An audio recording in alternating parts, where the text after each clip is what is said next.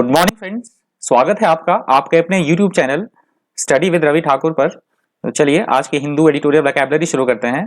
Document की PDF के लिए आप मुझसे टेलीग्राम ग्रुप पे जुड़ सकते हैं। टेलीग्राम ग्रुप का नाम है स्टडी विद रवि ठाकुर। तो वहां से इस डॉक्यूमेंट की पीडीएफ आपको मिल जाएगी वहां पे टेलीग्राम ग्रुप पे। तो चलिए शुरू करते हैं वोकैबुलरी। आज का पहला वर्ड है लैक्स। ये शब्द यहाँ पे एडजेक्टिव की तरह यूज हुआ है। इसका मतलब होता है लापरवाह होना किसी स्थिति के लिए, काम के लिए, या बेपरवाह होना, शिथिल या सुस्त होना, उसको बोला जाएगा लैक्स।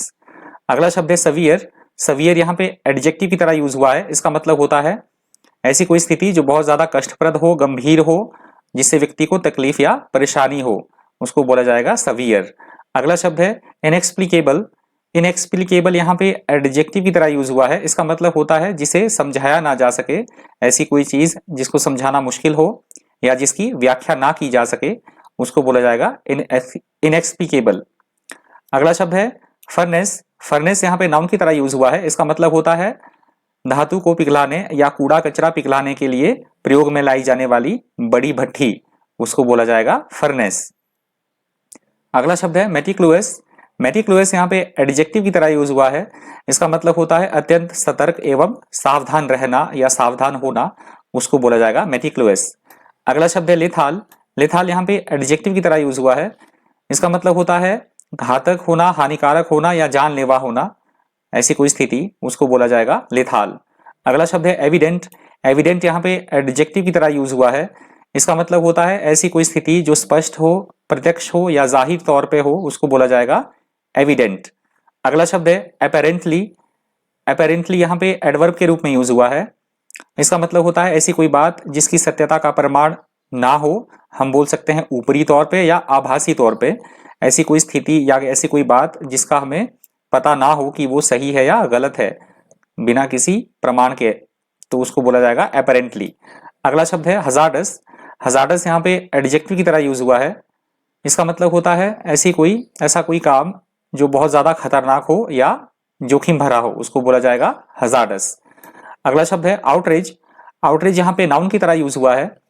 इसका मतलब होता है अत्यधिक क्रोध उत्पन्न करने वाली कोई स्थिति या कोई दुर्व्यवस्था। सॉरी, यहाँ पे थोड़ा टाइपिंग मिस्टेक है, देख लीजिएगा प्लीज। ऐसी कोई व्यवस्था या ऐसी कोई स्थिति जो अत्यधिक क्रोध उत्पन्न कर दे, उसको बोला जाएगा आउटरेज।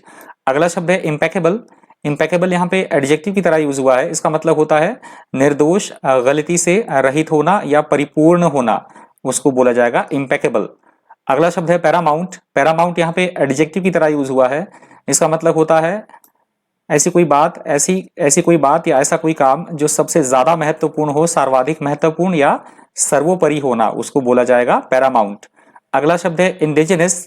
इंडिजिनस यहाँ पे एडजेक्टिव की तरह यूज हुआ है। इसका मतलब होता है अपने स्वदेश, स्वदेशी, स्थानीय या देशी होना, उसको बोला जाएगा अपने देश में कोई चीज निर्मित होना, अपने देश की बात, उसको स्वदेशी, स्थानीय या देशी, उसको बोला जाएगा इंडिजिनस।